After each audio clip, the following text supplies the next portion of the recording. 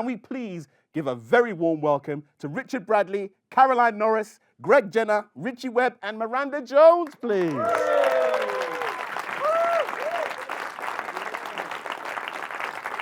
Welcome to the stage, everyone. Welcome. Now, Horrible Histories has been running for 15 years, as we know, based on the Terry Derry books, who is also in the audience.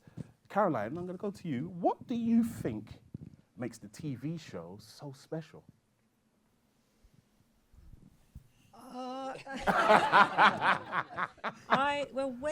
When Dominic and I sat down to work out what we thought the book should be on television, the main thing that I think I took from the books was Terry has this attitude of making information feel exciting, a bit subversive. Mm-hmm. So he's sort of, the whole thing in the books is, I bet your parents don't know this. Here's a thing that they won't teach you at school.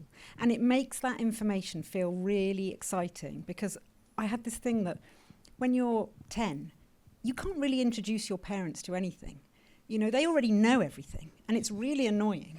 And so to be able to bring a piece of information to them and they don't know it, I think feels really great to a kid. I remember, you know, playing a song to my mum and she'd be like, oh, that's a cover of a 60s song. And you'd be like, oh, God, you even know that.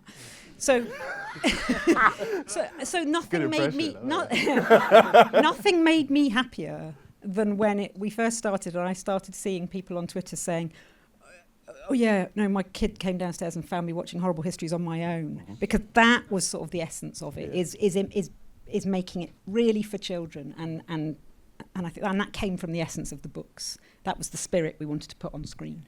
Yeah.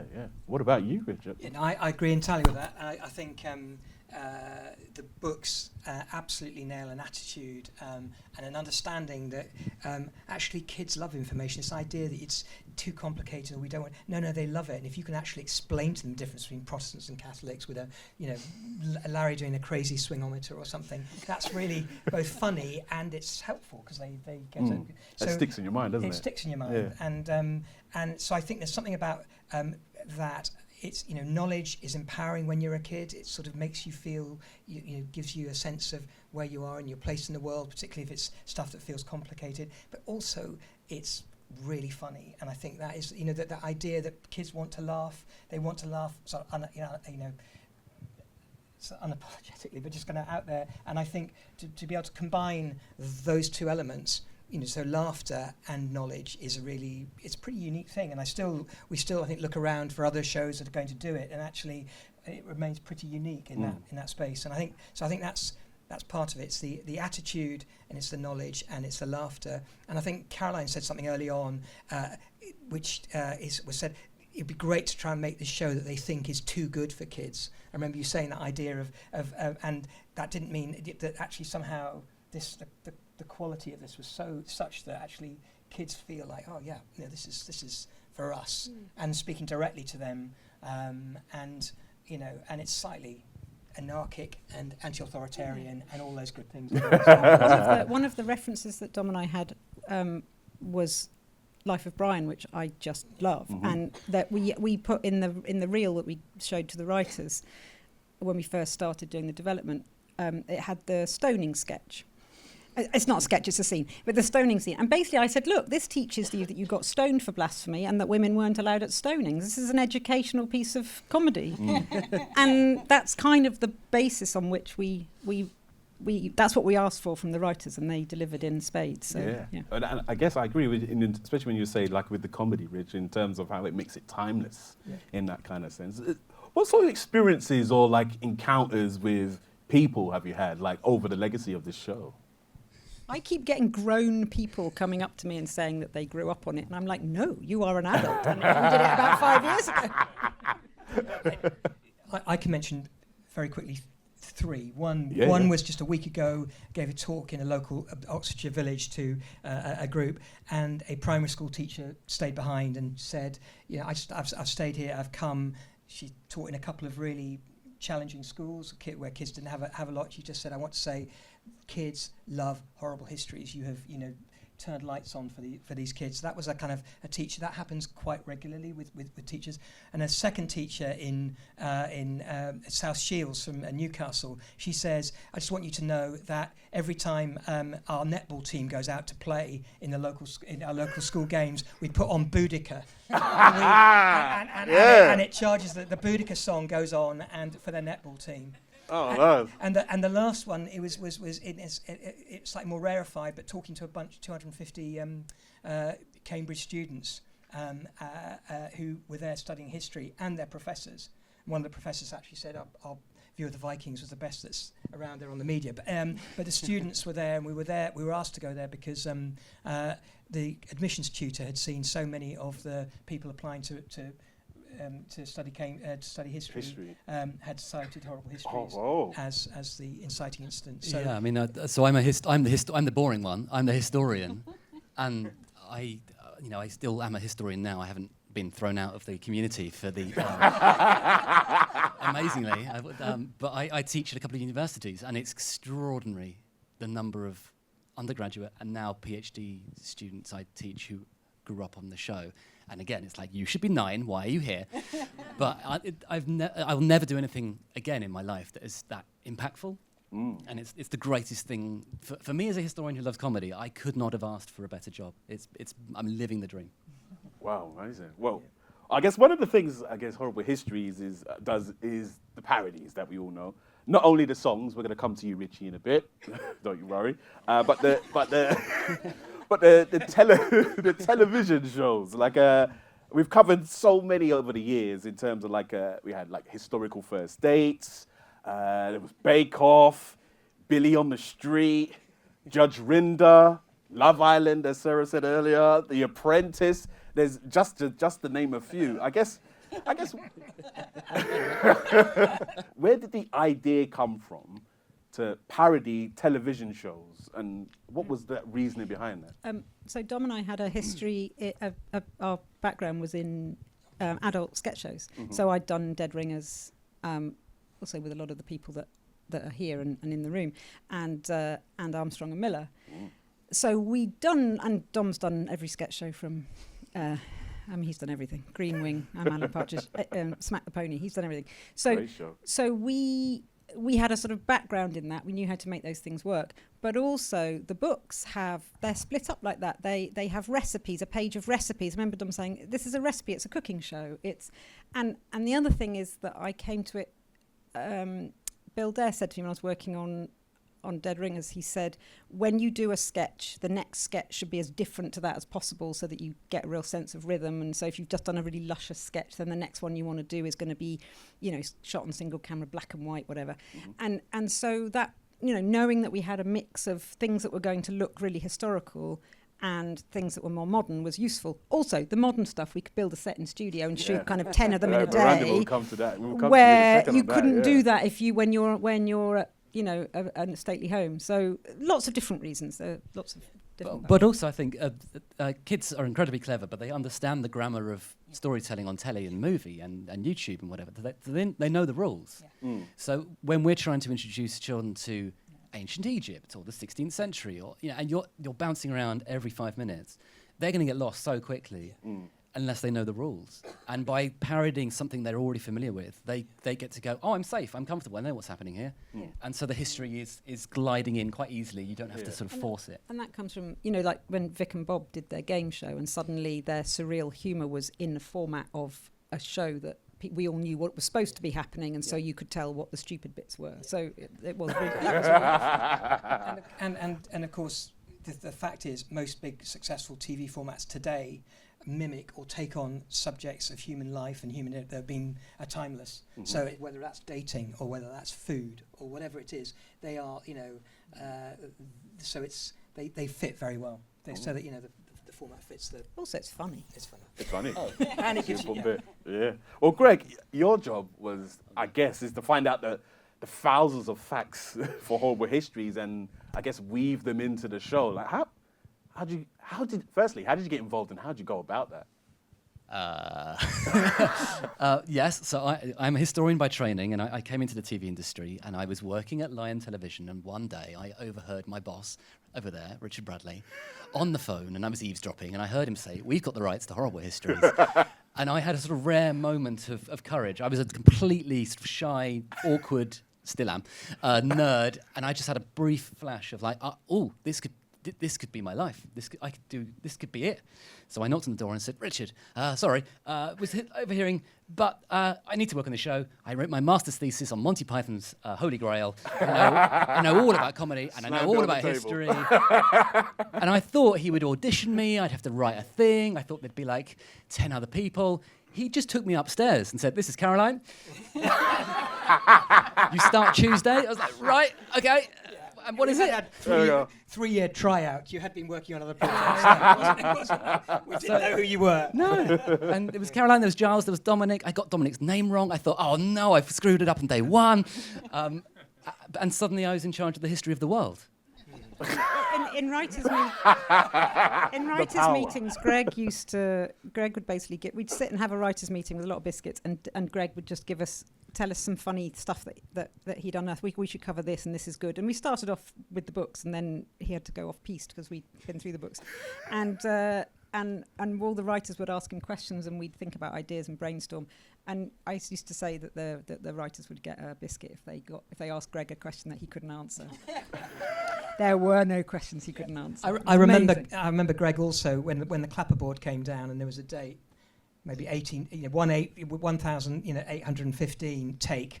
And that was Stephen Fry. That was with Stephen Fry. Yeah. Oh, that was terrifying. You were doing date on the clapperboard. Yeah. Bingo. What happened in 1312, Stephen Fry? It's like, oh God, and I was having to sort of keep up with Stephen Fry. Horrible day at the office. I was 26. I did not know what I was doing, and I'd managed to get away with it on series 1, and then suddenly Stephen Fry walks in, who knows everything. Yeah, that was hard. Well, since you've been over the show for so long, what surprising facts have you discovered? I mean, that's the incredible thing, right? I did 11 years on the show. I make it sound like jail. I sort of did your time. I did my time, and I got out for good behaviour. I mean, I've heard a story about a drunk donkey. Yeah, so I love the stupid deaths because you very kindly would let me write a couple, and that was amazing for me to have a little go at writing. And so the people love the stupid deaths. Yeah. And so my favourite ones would be, I think, the Greek philosophers who always died in stupid ways, because they were such serious people. And Chrysippus of Solon got his donkey drunk and died of laughter because he found it so funny. And he was one of the most respected Stoic philosophers of the ancient Greek world, and that's just a good death. And then Heraclitus, he got dropsy, which is a disease where your body swells up with water, and it's not fatal, and it's perfectly, it's not nice, but it's not serious. But his cure was he buried himself up to the neck in hot animal feces. Oh wow! In the Greek sun, and he died of a heat stroke.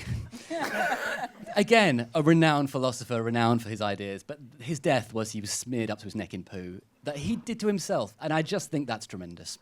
Okay, we're going to move over to you, Miranda. Going to move over to you now, and you were the production designer on the show, so and I bet you must have had some quick turnarounds from going from one era to the next. I guess, how does it work? How does the research start with you and your team, and how do you go about building these amazing sets that people can see? Well, we started in series 1 and built the sets for the scripts in series 1.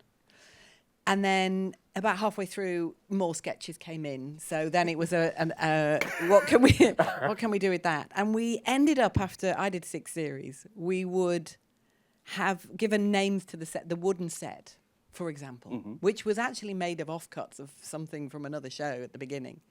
And then that set, anything that was made from wood, a Viking barn, the downstairs of a galleon, below decks, anything that was made of wood would go into the wooden set. And then we had a set that was just the rough set.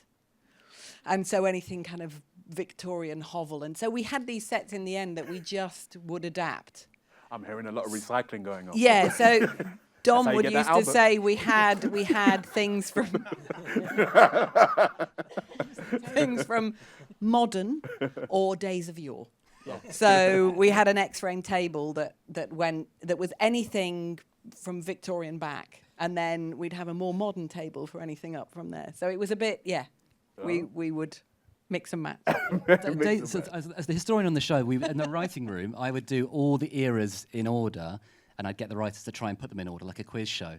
And in the end, we just settled on really old days of yore. But so epic as some of Miranda's constructions, they are still being used 15 years later. Yeah, I see that. Yeah. The ship, which started off as a Viking ship, which is immortalised in literally, is now, it's been a pirate ship. It's been there at the Battle of Trafalgar. I mean, it's been every era. It started its life on a hill in Chessington. There we go. That's what I Chessington said. That's World how of you get that Adventures. album. Yeah. Well, That's how you get that album. it was that we needed to put it somewhere where you couldn't see trees so that you would believe they were at sea. And so we knew where we were going to be filming, and we just looked at an ordnance survey map and found a hill. And then sent the location manager off to ask if we could build a ship on the hill. And then they took about 2 days to build it. Yes. And the crew would go to the pub in the evening and tell the landlord of the pub that a man called Noah had asked them to build this boat.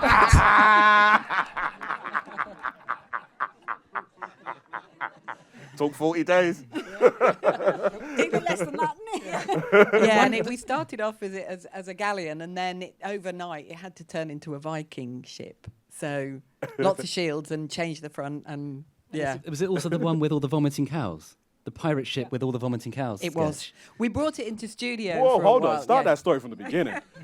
There was a famous pirate who tried to steal cows, not knowing that cows get seasick. Yeah. And so he had about 40 cows smuggled onto his ship, took them to sea, and then they just vomited everywhere. and the pirates were like, this isn't ideal. And when the British Navy tried to arrest them, they went willingly because they were just covered in cow vomit. I remember. We did spend a long time making various bodily fluids. That was part of the skill, scenery and bodily fluids. Did you have any particular locations that you really enjoyed, like some of your favourites? Location-wise? Ooh, crikey. That's really difficult. I think the day that we were at Dunsfold there, where we did the World War II, I mean, it was an amazing place, but I do remember it was very, when they played the Churchill Never Have So Few, it was so emotional at the end of the song.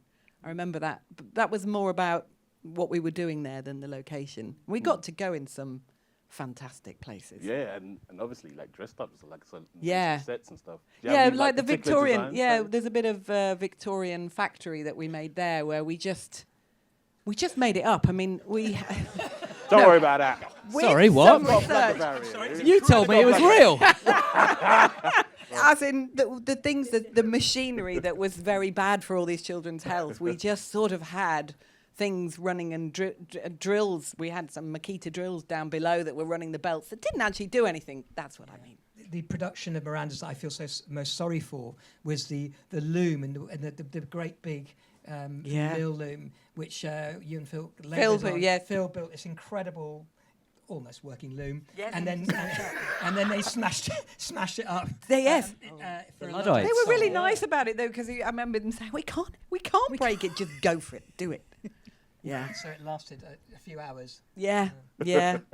But that was part of the fun. It kind of, I remember just getting a sketch and going, right, that's tomorrow. Right, up a ladder, paint that orange. Let's go from a Victorian hovel to an Indian, and just we were all up ladders and painting and throwing things and just everyone's wonderful. getting involved. I think We all got involved. Everyone in the crew. Didn't- wow. didn't- I think Stupid Death's scythe was made at the last minute. I think Steve said, I think he needs a scythe, and so somebody went off and made one round the back. Yep. And I was King Harold, and at the last minute I was given an arrow to go in my eye, and I sat in the waiting room of Stupid Deaths, and I just last minute I just put that in. All right. Yep. Yeah. And we all joined in going in. I'm in the waiting room of Stupid I'm in Deaths the as waiting well. Yeah. I got So reviewed. everybody died. I got reviewed by Grace Dent. She said I was angry, but I was playing board, so she didn't really get me. Now, Richie. Hello. We're going to come to you. I know you're chomping at the bit to get involved. Yes, I am. Look at me. Now, we need to talk about the element of the show that we all know and we all love so well, and that is the amazing songs that you create and some of the ones that I've butchered over the years as well. Whenever I mention Horrible Histories to people always kind of sing the amazing songs at me that they've remembered over the years, because they're so catchy. How do you come up with these amazing songs for Horrible History? Well, most of them have been written before, to be fair.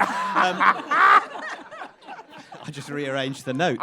I want to get a glimpse into your process. I don't know. I suppose I've always loved, I've always been a songwriter. Even when I was really little, I used to write songs when I was a kid. And I just had I don't know how, I just had an ear for a catchy tune. I used to be like the slightly annoying kid on the back of the bus singing a song about one of the teachers or something like that. So I sort of just had it in me, really. And so this job was just like the perfect job for me, really. I couldn't think of, anything better that I could do. Oh, wow. Well, do you know what? Like, Richie, I've been chatting to the BAFTA people. I said, we got Richie Webb coming. Okay. And they said, all right, what do you want to do? And I said, well, Richie, he's a talented guy. He needs to showcase his talent to the people. Oh. So,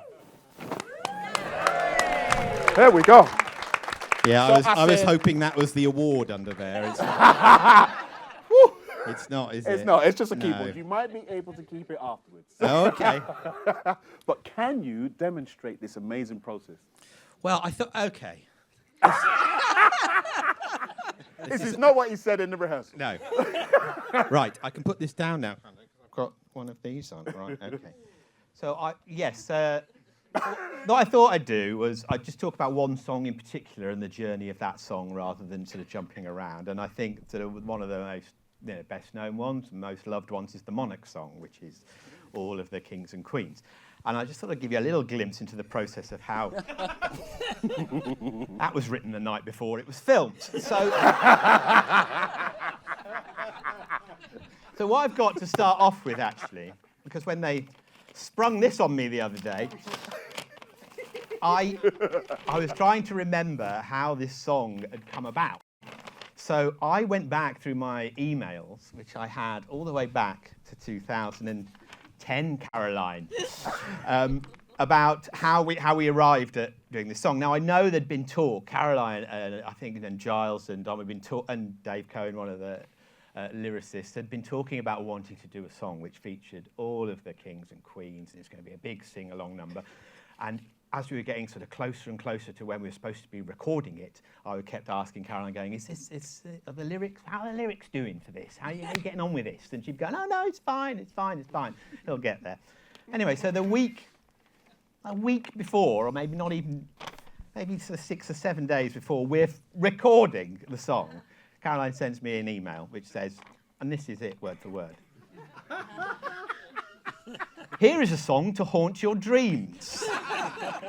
I am well aware that it is several years long, but this is one that will stand on its own and we hope will become a modern classic. So no pressure. Feel free to abuse me about it tomorrow. To which I responded, Jesus, it's a monster. She responded, yep, blame Giles. He insisted this would be a most brilliant idea. It makes me feel dizzy. So anyway, I was left with this song, about 8 pages of lyrics, thinking, well, what can I do with this? I think, well, it's a list song. What good list songs? And I could think of, like, the Tom Lehrer Table of the Elements song. And I thought, well, not really that style. And we've done a sort of style on one of those, I think, in Series 1. Then I was thinking, well, like a novelty pop song. Could it be something like that?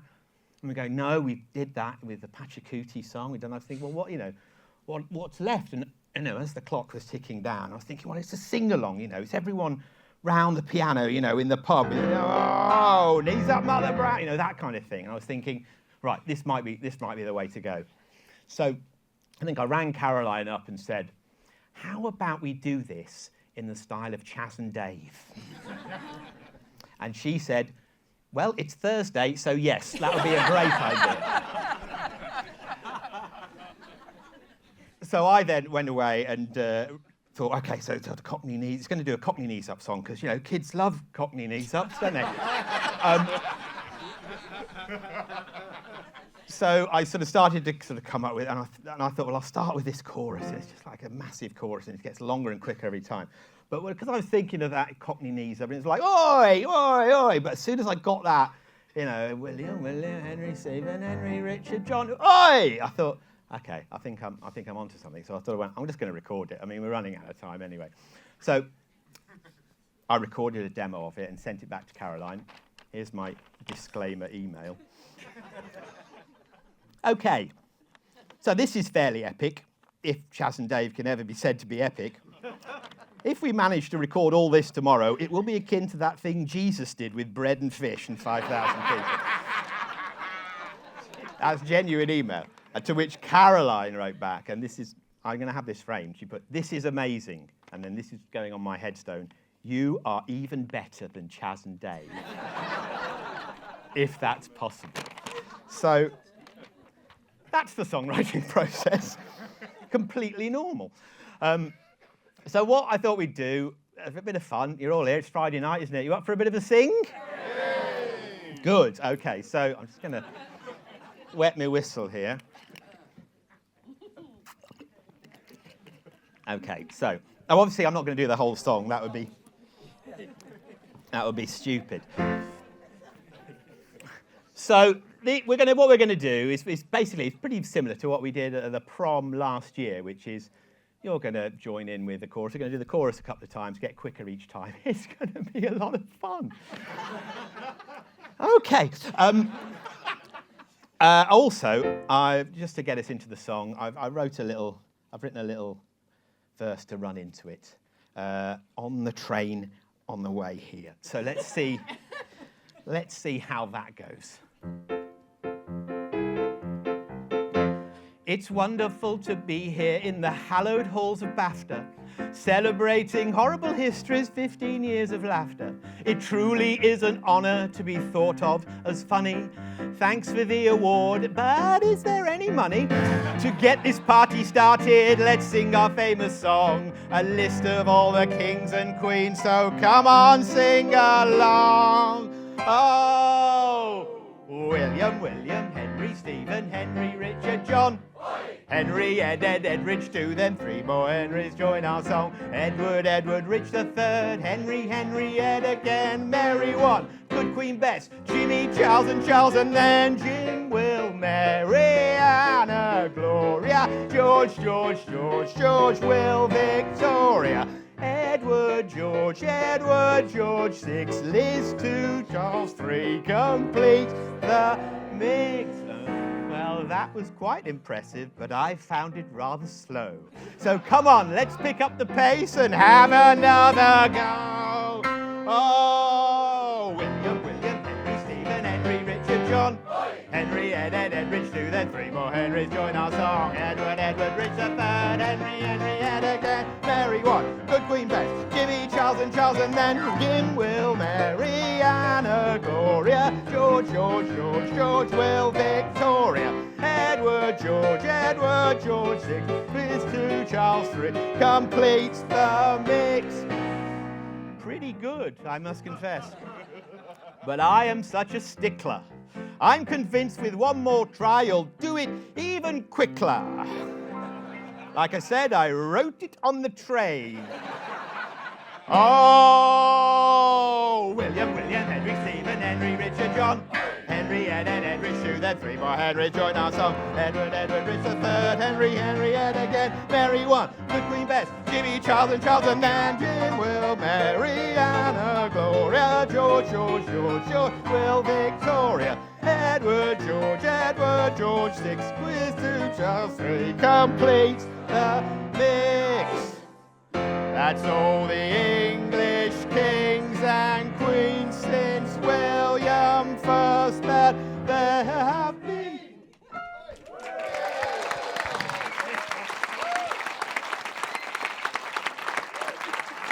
Thank you.